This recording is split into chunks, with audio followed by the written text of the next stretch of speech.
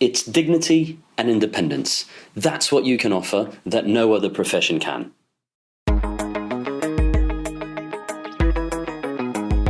Welcome to the Advisor Gap podcast, hosted by me, Sean Banks. And me, James Mousley. If you're an aspiring financial advisor who's searching for support and guidance on how to bridge the gap from your current role to an advisory position, you have come to the right place. With the help of some esteemed guests along the way, we hope to lift the lid on the path to becoming a financial advisor and how this has changed over the years. We hope that you'll join us on the journey to drive our fantastic profession forwards, and that this podcast helps you develop your skills as a financial planning professional. With the intro out of the way, let's crack on with this week's show.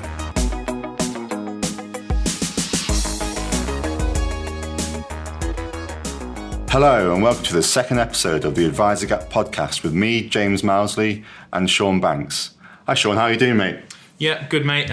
Second week back, first full week back after Christmas. So we're actually recording this on a Friday of that second week. So it feels like a very long week. But excited to record the second episode, definitely. Yeah, I'm sure some of our listeners know your pain. I'm giving up our Fridays. Good job it's dry January, eh? I know. Go on. So today's podcast is kind of a podcast that we've stolen from one of my favourite authors, Simon Sinek.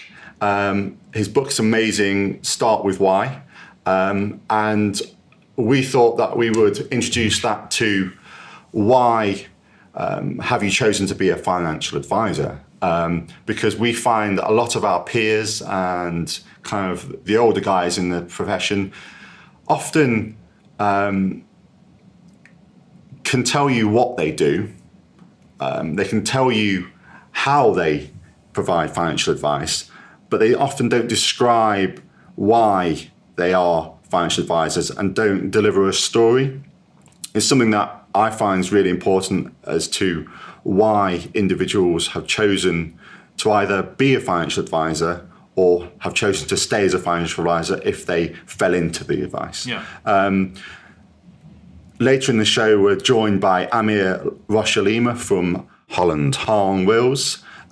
He's recently been made a partner and he is one of the rising stars in the profession, and he's got a great story to tell. I could probably listen to him all day. I know you're probably the same, Sean. But before we kind of kick off our episode with Amyr, Sean and I are going to give a kind of our brief intro to our whys and how we came to be financial advisors, and just some thoughts for you guys to think about. So Sean, do you want to start off with kind of giving your why, or why you chose to be a financial advisor? So I'll just gloss over this briefly because, Amyr's story is much more interesting and sort of enlightening than mine is. But anyway, initially, I suppose, when I was looking at the financial advice financial advice as a profession, I didn't know whether a why actually existed. So it's only through sort of being on this journey that I've discovered that, there is a reason or a why that goes beyond, the kind of standard things of getting a job and earning money. A brief sort of background from me, where I started was my first full-time job was actually as a pensions administrator for Willis Towers Watson. Some of you would have been lucky enough to deal with the guys over there.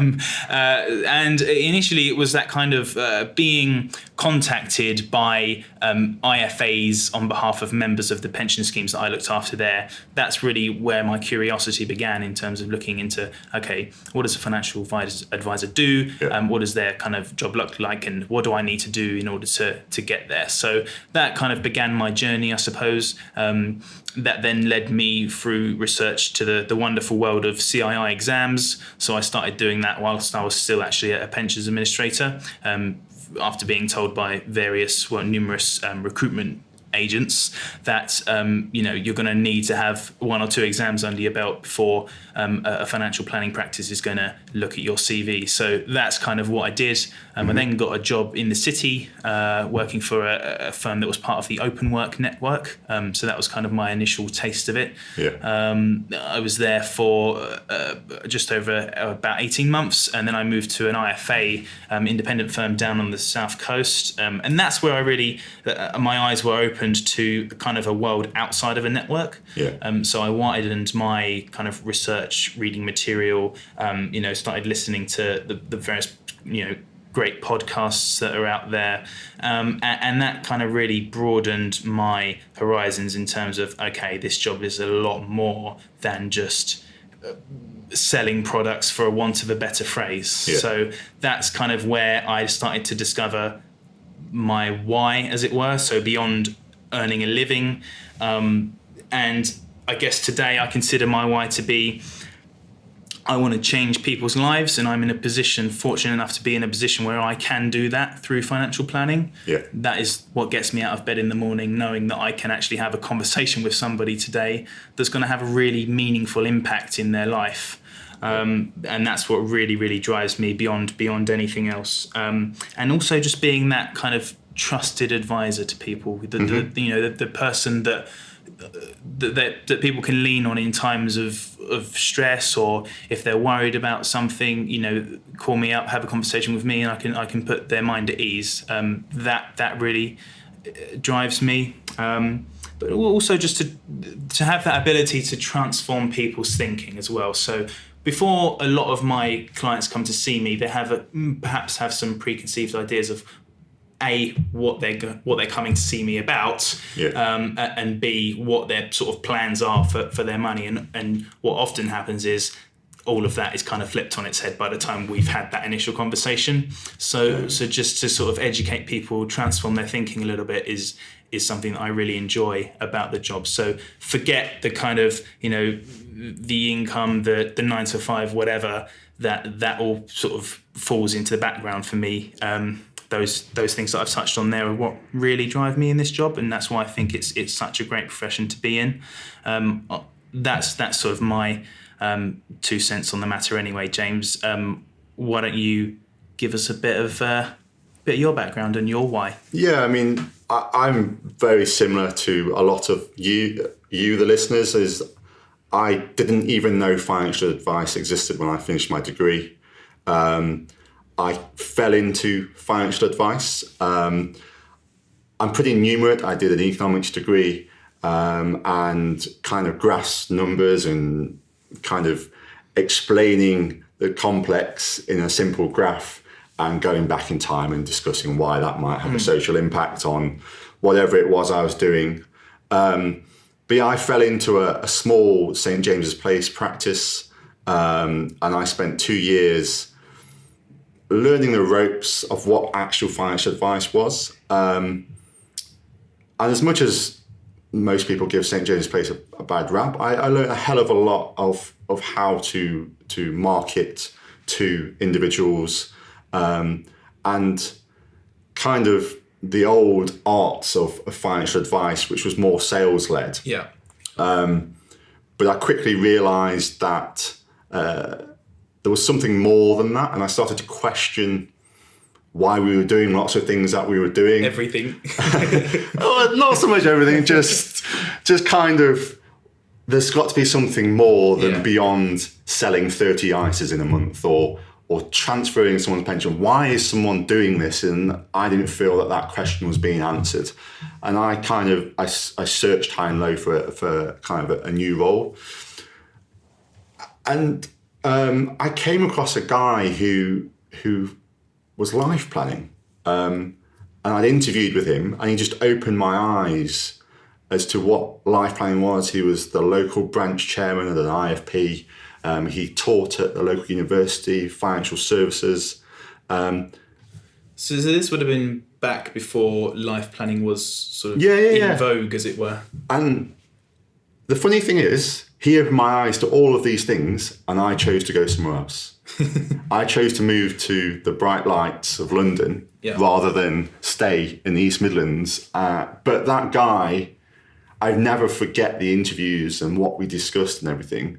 And then I went on my merry way, learning the ropes of being an independent financial advisor, and towards where I am today in terms of working at Paradigm Norton, fundamentally lifestyle financial planning for our clients, and looking after their financial world. And their needs, wants, and objectives, and what they're actually trying to do, bringing meaning to that money, life before products and everything that goes beyond that.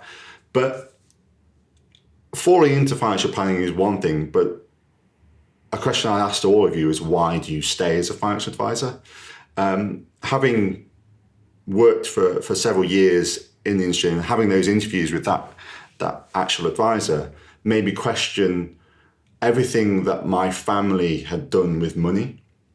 And I kind of re-engineered it. If only some of my family members had a trusted advisor like that guy, what difference it would have made to their lives and to maybe wider people. Yeah. And it's that if only question that kind of sticks with me. And my why is that I don't want anyone to make the financial decisions that people close to me have made.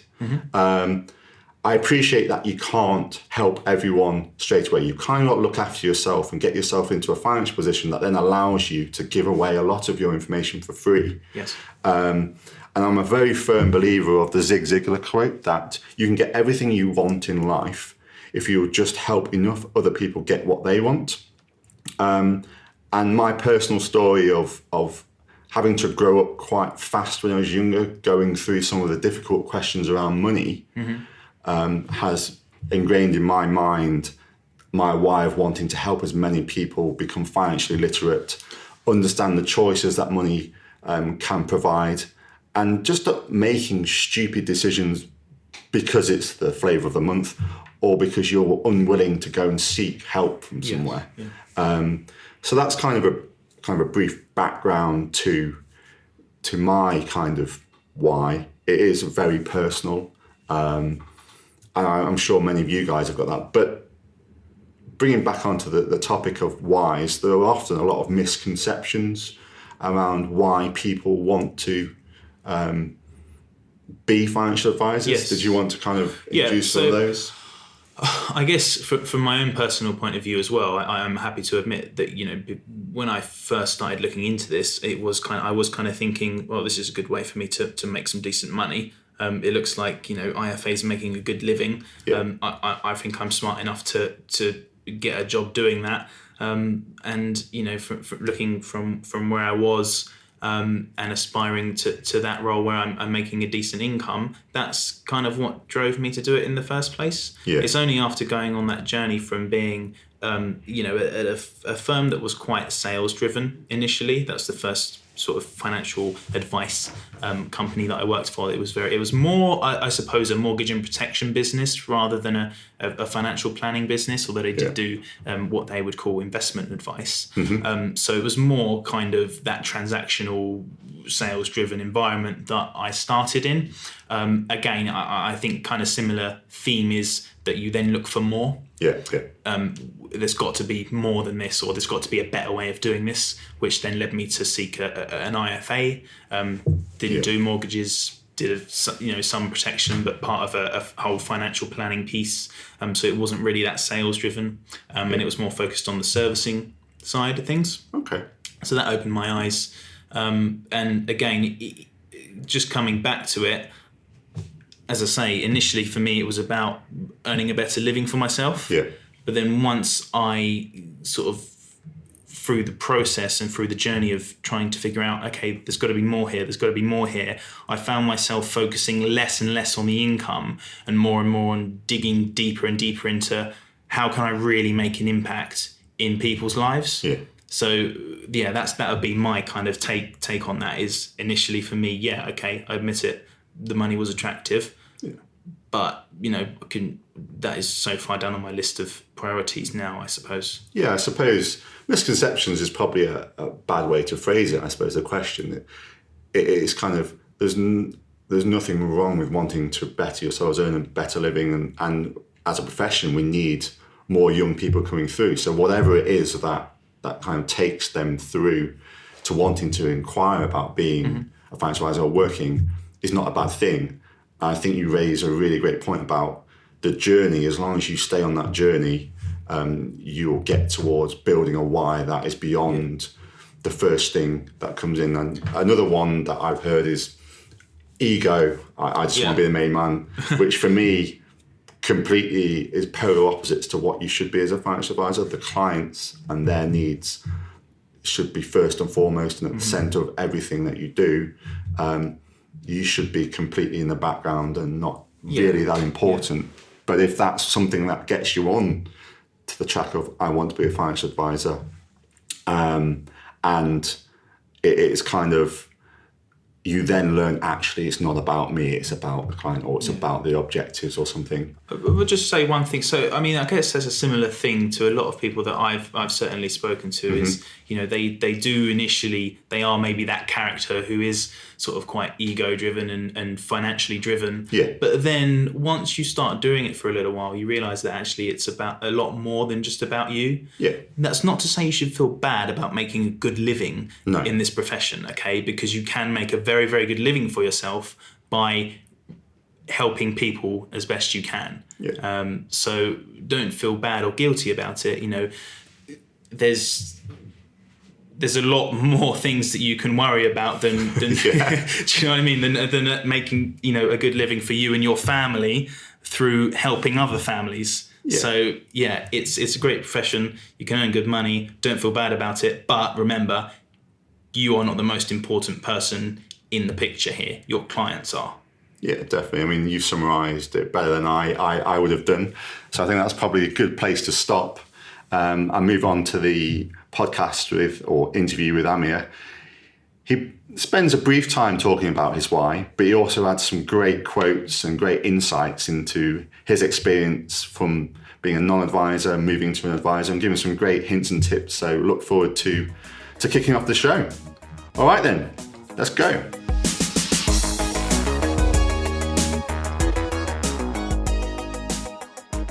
Welcome to the Advisor Gap podcast, Amyr. It's great to have you with us. Just give you a brief background to the Advisor Gap. So Sean and I have come together to kind of talk about what we experienced going through the transition from a non-advisory role to an advisor role, and try and help as many people as we can decipher the skills so they can have a blueprint to have a smoother transition than both Sean and I did, and maybe other people that are in the audience. Today's episode is, why do you want to be a financial advisor? And we've kind of stolen this from the Simon Sinek why. So start with why. And we can break that down into, most people can tell you what they do. Most people can tell you how they give financial advice, but we find that often it's forgotten about, that many people don't talk about why they are financial advisors. We think it's very important for individuals' transitions. But before we jump in, could you kind of give a brief background to yourself and who you are, so that anyone in the audience can listen? Yeah, absolutely. Well, firstly, thank you very much for having me on your podcast. So my name is Amyr Rocha-Lima. I'm a chartered financial planner. I'm a partner at a firm called Holland Hahn Wills, and we're based just outside London in Kingston upon Thames. And we basically specialize in retirement planning for senior employees in London and the Southeast. Amyr, thanks for your kind of background, who you are, what you do. You guys certainly do. It sounds like you do a really good job over there. What I was sort of wanting to jump straight in, Amyr, is whether the advisor gap, as we've sort of defined it, is something that you have ever actually experienced yourself, and what your take on that might be. Yeah. So I have, I think. Perhaps not in the sort of paraplanner trying to get into a lead planner role type way, but nonetheless, my background was in a product provider land. So I started in the financial services sector working for a company called Axa, and I did a number of years there, and then I moved to a company called MetLife. So I've worked in the city and in Canary Wharf, very much dealing with the financial advisors or planners that were working with city-based folk. And I was effectively the business development manager for those product providers. So the advisor gap for me very much was trying to move away from product provider land and into a financial planning role. So most definitely experienced it, yes. Cool. And in that kind of advisor gap that you experienced, kind of what do you think the kind of the key skills were that you were missing, I suppose? Yeah, so I think let me sort of reverse engineer that question, if I may. So, what actually made me a candidate for a junior financial planning role in the first place was the fact that I think I had some sales chops. So, with the accounts that I was dealing with, I could tell a good story about our product in a simple way and in a way that was meaningful to them and their clients. And obviously that was good for me inside the company, but that was also, if you think about it, a way that quite a few financial planning firms got to know me and got to see that actually in front of typically an older guy talking about his business, I could hold my own. So I almost had, I only think about this now, but that was definitely an advantage because before I went to the interview, they knew I knew how to behave myself in front of them as clients. And therefore they were less worried that I could do that in front of their clients, should they, for example, offer me a role. Okay. So that helped. The gap was in understanding the difference between, product sales, which is what I did, to financial planning. And there's a massive difference there. And I think some of the product sales training and the product sales tools that you have to use when you're in that world are very relevant towards making sure people understand the story you're telling and understand the message you're trying to give them.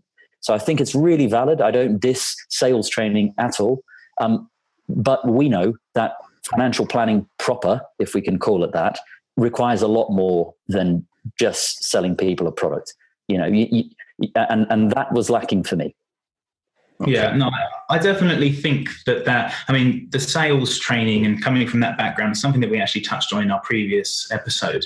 And, it is very much, don't poo-poo sales skills. You need those skills. If you want to provide an excellent service for somebody, you ultimately need them to buy into that for them to feel the benefit, right? So you need to have those skills to make your customers or your clients believe that the kind of the journey that you're selling, I suppose, is worthwhile.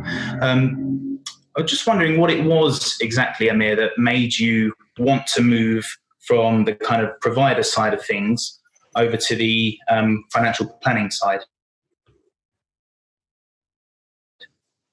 Yeah. So your point, I think what you said is massively important, Sean, because what we sell now, at least at our firm, we sell a financial planning service. We still need to sell that though, because if a client is coming to see us, having just seen a couple of other IFAs in the region who, let's say, are more focused on product sales, we need to make sure we differentiate ourselves, not with we have a better product, because we're not interested in that. But hey, have you thought about financial planning in this way as a service? And that requires you to be able to present things in a meaningful way, in a plain English way, requires you to be able to draw for some people or actually just use words and go into technical numbers for others. So yeah, I'm very much with you there. Sales skills are definitely important.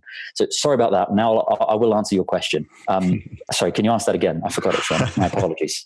What you just said there is great stuff. The question that I had was, what was it exactly that made you want to transition from being, on the provider side over to the financial planning side? Yeah, for me, it was incrementally seeing over a number of years from going from an admin guy in product provider land to a sort of a sales support role to a telephone-based consultant to a field-based business development manager or broker consultant. Progressively seeing that I could make more and more and more of an impact if I dealt directly with the client and cut the middleman. Right. And at one point, I realized that middleman was me. So in order for me to actually do the meaningful work I really wanted to do, I needed to make that transition into a financial planning role. Okay. And what was it that you think was driving you to want to kind of make that impact, I suppose, on those clients' lives? What was it about that you kind of were drawn to? Yeah, so for me, it sort of started when I got introduced to a new way of thinking about financial planning at MetLife. Now, to your listeners out there, let me just put some context on MetLife. If you weren't around in the financial services sector at the time that MetLife was around. MetLife was known as a company who had very innovative products. They were very heavily targeted at retirement planning, but they required a certain flair in terms of being able to present them, because they were quite complicated and the charges were quite expensive, all very explicit to be fair, but they did require you to tell a story around the product. Okay. Now, one day, MetLife sent over one of their vice presidents to run some regional CPD seminars around the UK, a guy called Joe Jordan. And I got to work with Joe on a couple of those seminars. And I just got absolutely blown away by his message. Let me just say this about Joe Jordan. Nick Murray, who I think a lot of the listeners would have heard about, he has a sort of recommended reading list. And one of the books that he recommends one should read is one of Joe Jordan's books, a book called Living a Life of Significance, right? So this is the guy I got to work with. Now, Just picture this for a second. I'm going around Buckinghamshire with this guy, setting up CPD seminars for financial planners. And he's basically saying, and really getting enthused and trying to passionately sell to advisors that we as retirement planners can do two things that nobody else can do. So number one, we can structure a secured income for our clients that they won't outlive so that they can maintain their independence throughout retirement. And number two, we can protect that income so that if anything were to happen to them, they can still maintain their dignity. So he's there and saying to advisors, look, forget the product, forget MetLife, forget the cash flow plan. It's dignity and independence. That's what you can offer and no other profession can. And that hit me really hard. And I thought, wow, that's amazing. Now, I became really passionate about that. And I started trying to incentivize my clients, IFAs at the time, to start positioning themselves like that to their clients. But as I said, at one point, I thought, to have more impact, I need to be in front of the client myself. So that's when I made the transition. Yeah. No, that's fantastic. I think that kind of, I would certainly mirror some of that. Amyr, just the being able to have a direct impact on people's lives through financial planning, which is, something that I think, first of all, people need to kind of be told that they actually need financial planning in their life. And it's only really the clients who have had that proper financial planning experience that I think really, really appreciate it. And they kind of understand the story because they've been through it. And you have sort of mentioned, stories and storytelling a few times so far during this conversation. So I guess for the listeners, could you expand on sort of how you go about sharing that story with your clients and, how you get them on board? Yeah, very much so. So I attempt to do that by actually just asking them questions. Okay, so the big thing for me about this financial planning journey is that I shouldn't really be part of the client's story. I should just facilitate it. And I don't think that many people actually ever get to tell their story because, one, they're not really asked about it. And two, when they are, people just butt in and say, oh, I've done that too. And last year I did that. And then they butt in and they tell their story. And that's not being mean. That's just the way we all are. I'm like that too, right? But if I'm consciously thinking that I don't want to do that and I just want the client to tell their own story, what we do is then we start identifying some gaps, because once we do build the financial plan and the cash flow model, we can see that for that story to happen the way the client has told us, the dreams and desires. And these are not sort of out there fluffy things all of the time. Sometimes they're really simple, but still you can very easily see gaps. And then what you do is you sell the client on the fact that your job is to match that story, that life story that they want to live with the financial plan. And for us to do that, we need to address the gaps that are in the plan. Now, I'm quite fortunate that I work in a firm that wholeheartedly believes in that approach. So the whole expectation of the firm, any sort of targets that we set, any business metrics that we have, it incorporates that thinking, which is a thinking that isn't transactional. It's a little bit more of a relationship, long-term type of feel. Cool. And there'll be a lot of listeners that aren't in the same position that you are with a firm that's so kind of advanced or evolved from a lot of the profession and the advisors around the UK that focus so much around everything of their business around those metrics and the client's story, I suppose. What kind of advice would you give to those individuals that kind of aren't in a firm like that, or aren't being given that same direction that you're trying to focus at HHW? Yeah. Okay. So it's a little bit of a hard one, because I think it's really easy for me to say, look, if you're really passionate about doing what we're saying here and you don't get to do that at your firm, you're just going to have to find another firm. Right? But I think that's the easy answer. And that's a little bit unfair as well, because I was at a firm for 5 years that didn't do a financial planning the way we've just described. And there was actually nothing wrong with that. They are an ethical firm. Yes, they're more transactional and more geared towards selling products, but they do that in the right way and they still help people. They just don't believe that they need to go any extra steps above and beyond matching a product to a need. There's nothing wrong with that. And I think there definitely is a place in the world for that. And you know what? Maybe there's nothing wrong either with building a strong foundation in a place like that. And then through your own expense, getting the training that you think you need to then position yourself to a firm that you would like to work with and that you think, or more importantly, that you know does things in a way that is more akin to the lifestyle as a financial planner that you want to be living out every day as a professional. Just a key word there, okay? I said that you think, and then I rephrase that, and I'll just stress that point. You want to know that the firm you want to go into is a firm that does financial planning the way you think financial planning should be done, whatever that means. So definitely make sure that you, if you are looking for a new firm out there, make sure that you almost interview them as much as they're interviewing you. Yeah. Something you said in there, we've spoken about it before, James and I, and it's something that really resonates with me, is that, you know, there's nothing wrong with being in the right role, but perhaps at the wrong firm in the beginning. You know, if you want to sort of dip your toe in the water, as it were, as a financial advisor, you want to go out and see as many clients as you can, really, to get those kind of hours under your belt in front of clients doing the job. My view is that there's absolutely nothing wrong with doing that. To consider that your kind of training, if you like, and then once perhaps you've really figured out exactly how you want to do this job and what it really means for you to deliver financial planning, then you go and seek out a firm that is as closely aligned to that as possible. 100%. And plus, then you're sitting in front of that firm with more authority. I mean that in the sense that it's not authority in the sense that you're arrogant about anything, is that now you know things, but you also know that you know things.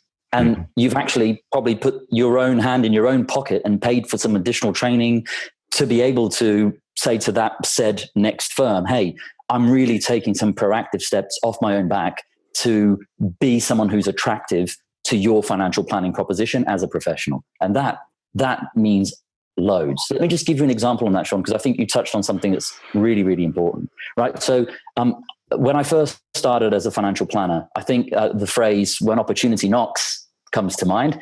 And in my case, opportunity knocked in the form of a room stuffed with old boxes of client files, right? And what these boxes of client files were basically group personal pension plans, or GPPs, that were no longer remunerating the firm through commission. Okay, so we basically were going into these firms and running financial planning clinics so that we could effectively turn some of those people into personal financial planning clients and actually then start earning through a fee-based proposition. Okay, so that was the framework, so to speak. And one of the firms that I used to do presentations at was a firm that hires forklift trucks, right? Based in Berkshire. And it was really interesting because I used to go and see these guys for a group personal or financial planning session or group retirement planning session. And then we used to do individual financial planning or retirement planning sessions afterwards with the guys there. And these were guys who were coming in from the cold and the rain in their overalls, smothered in grease. I mean, this is tough, man. Like, this is really hard work. And these guys were doing this for years, 25, 30 years. And that financial planning session, that retirement planning session with me, that meant the world, because these guys were finally seeing that they could, maybe with a few tweaks or with a little bit of a lifestyle change. Some of them even decided to sort of move abroad to countries that were sort of low expenses in terms of cost of living. But these guys could suddenly start seeing that, hey, this could happen. I can, at some point in the near future, stop this work and do something else, right? And until this day, some of the conversations I had with those guys are the most meaningful financial planning conversations I've ever had. And we didn't talk about anything that stereotypically you would consider life planning, right? So that's almost the message I want to send out there to the listeners is people will see that I am big in this thinking around lifestyle and life planning in conjunction with financial planning, but that by no means means something that is sort of that nobody can understand, that it's sort of hippie and out there. It's really simple stuff, right? It's just listening to people and then trying to build a plan that's meaningful to them. Yeah, you didn't wake up on your first day as a financial advisor believing in life, lifestyle financial planning, right? Absolutely. You get there. That's it. Exactly. It's a journey, and I'm still on the journey, to be honest. Yeah. I mean, the fascinating thing you said a few minutes ago was kind of just describing my life as a financial advisor.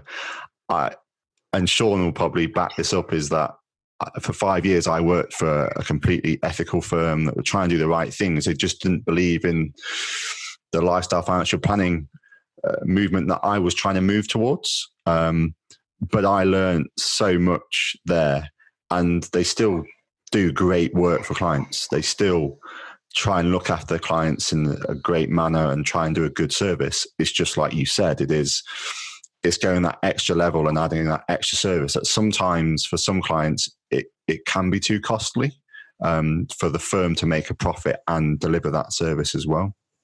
And there's another catalyst there as well, James, for me, which is really interesting you said that, because the other catalyst is a belief that that ethical but still quite transactional way of doing financial planning will get commoditized more and more as we move forward. And part of my wanting to train myself more and find a firm that was more into lifestyle financial planning was that I think that is less commoditizable in the near future than ethical transactional financial planning is. So there's self-interest in there too. Let's just be honest. Yeah, no, definitely.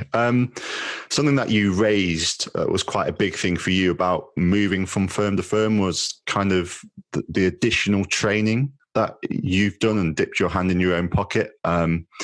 Both Sean and I could back that up, that we've done the same. Could you kind of give us kind of some of those trainings that you've done and what you've taken from them?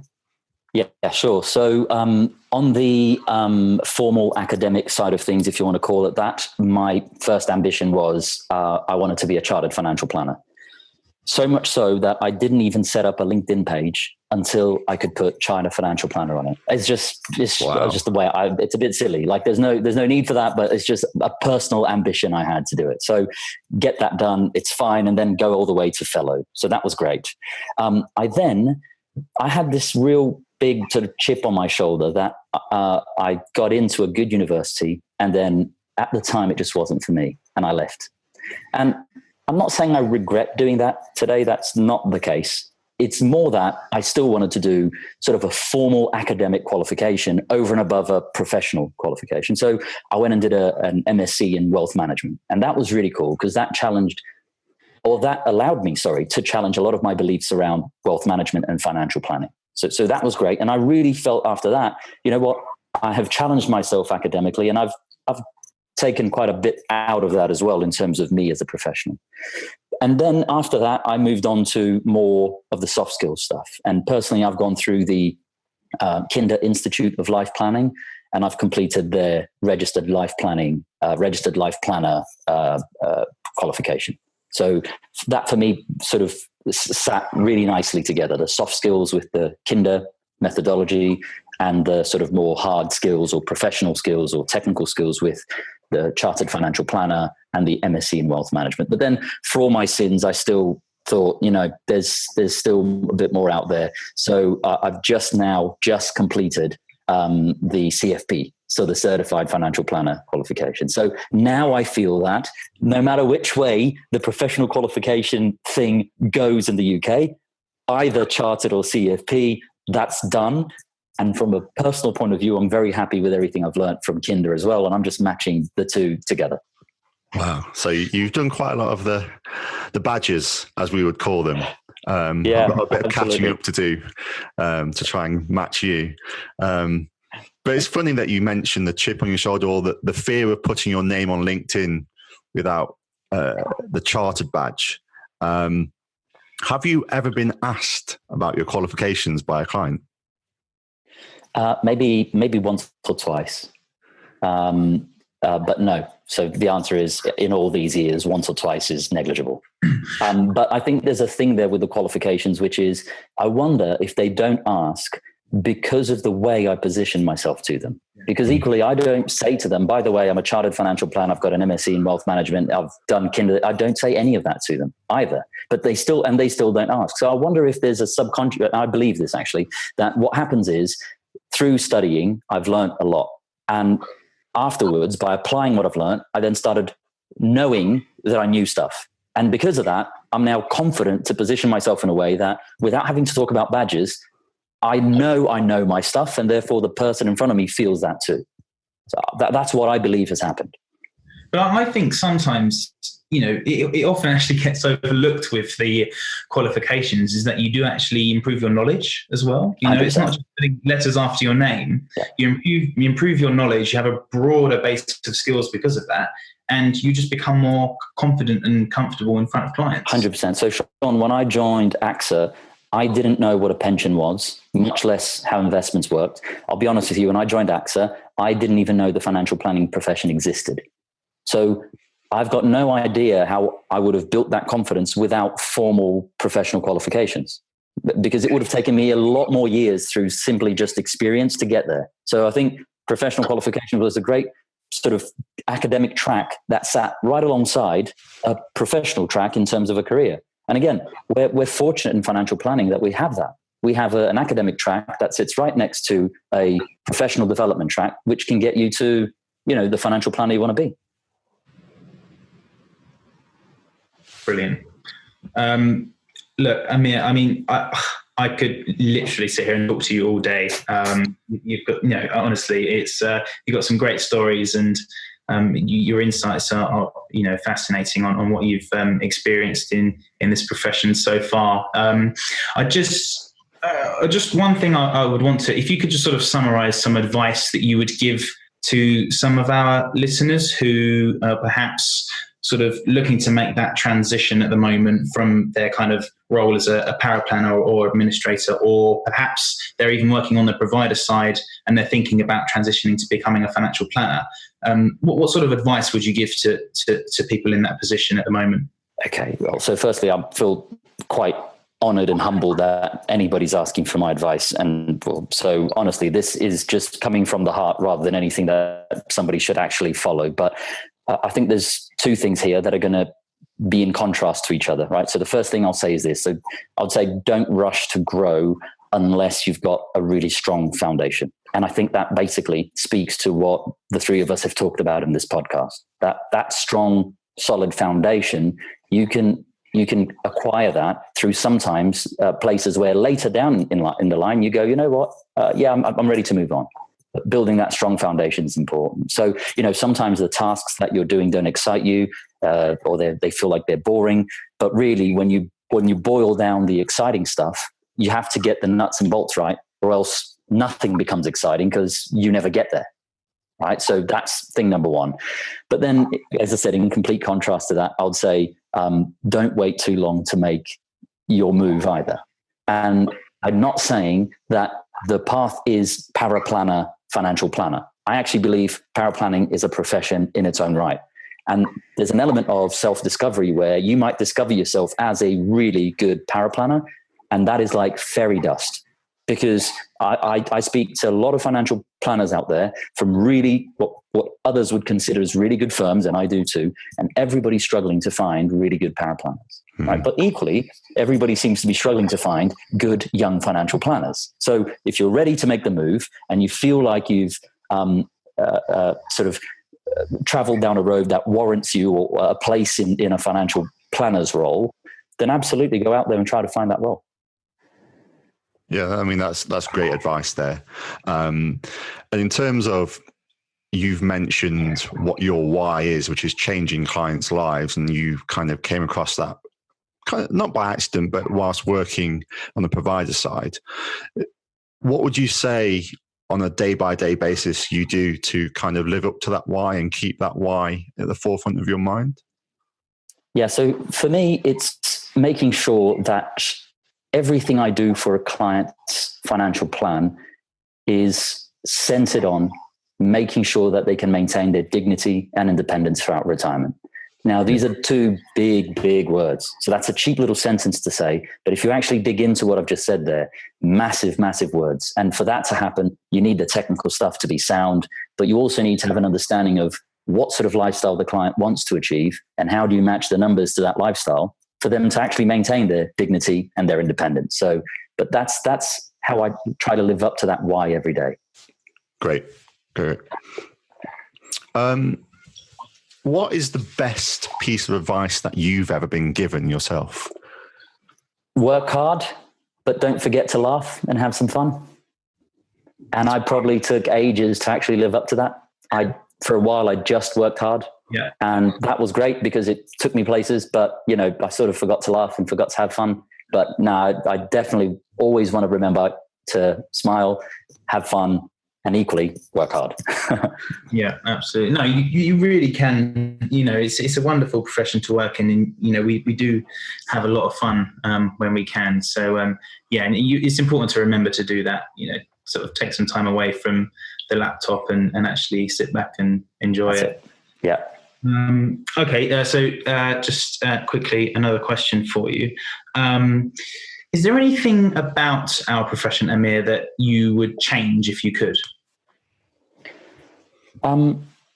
Look, I think it would be really good if we could take the steps required so that financial planning evolved into like a true profession on par with medicine and law. And I think some of those steps are probably a little bit hard to swallow in the short term, but that's what would make the profession, in the eyes of the public, a true profession, I guess. And that would be along the lines of sort of more stringent formal education requirements. But equally, it will be along the lines of having a lot more really good, ethical financial planning firms out there so that more people get exposed to it, talk about it, and encourage their friends and family to go and seek it. And then it forces a vicious circle of, or in fact, it's not vicious, it's a virtuous circle of more unethical firms going, you know what, we need to up our game. I know that's a romantic thinking, but that's what I'd say about that. Amen to that. So Andy Hart coined our profession Advisorland on one of our previous episodes. So this question is based on Advisorland again. If you were to look back in 10 years' time, how would you have liked the profession to evolve? And you kind of touched on it briefly just then, but is it anything other than that you would? No, I'd stick with that. I think in 10 years' time, if I look back, I'd love to see financial planning having evolved into a true profession on par with medicine and law. I think it definitely has all the qualities and all the energy in the making when you actually meet financial planners around the country and in conferences or, in study groups like Next Gen. So I'd really love for that to be the case and that to actually realize itself over time. Fantastic. Well, look, it's brilliant. I certainly hope we get there at some point too, and I'm sure James, you would feel the same. I feel like you've given an awful lot to us here and to our listeners. Thrilled to have you on. You've provided some really good insights in your background and also your feelings towards the profession and how people can really make it a fantastic place to be. I guess really I would ask, just finally, what advice would you give to James and I? Because the listeners have got insights from you, but I think we need some advice as well. So who am I? Who am I to give you guys advice? So let's just say this, okay?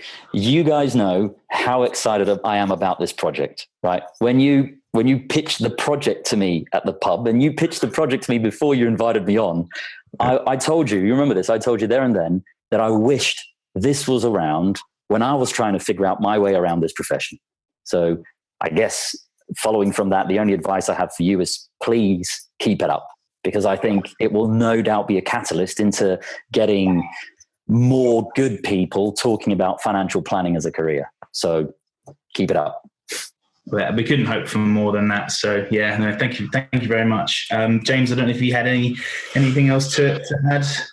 No, I mean, you've given us a great book recommendation. Is there any kind of other information or podcasts or Netflix series or events that you would say this is a must go to for, or must read for up and coming financial advisors, bridging that gap, I suppose? Yeah, absolutely.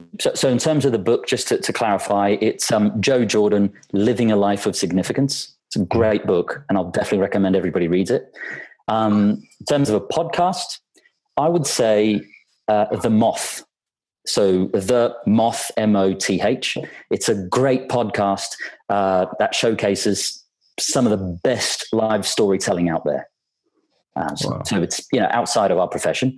And in terms of Netflix, I'm just a sucker for Curb Your Enthusiasm.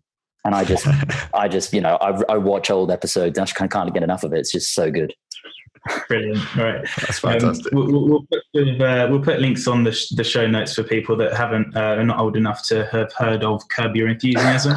Thank you for aging me there, Sean.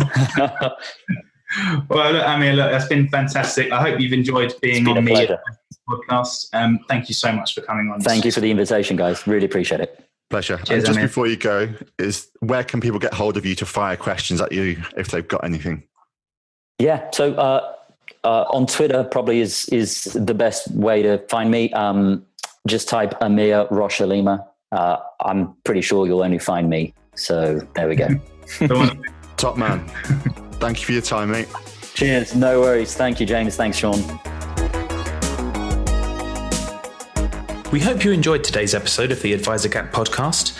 Links to some of the key highlights can be found in the show notes. It would be great if you could leave a review of the podcast on your chosen platform, as this helps more and more people find us and supports our mission of helping as many individuals as possible to bridge the advisor gap. If you would like to find out more or have any questions for us, you can find us on Twitter @AdvisorGap. Please feel free to send us a direct message. Until next time, thank you for listening, take care, and good luck on your journey.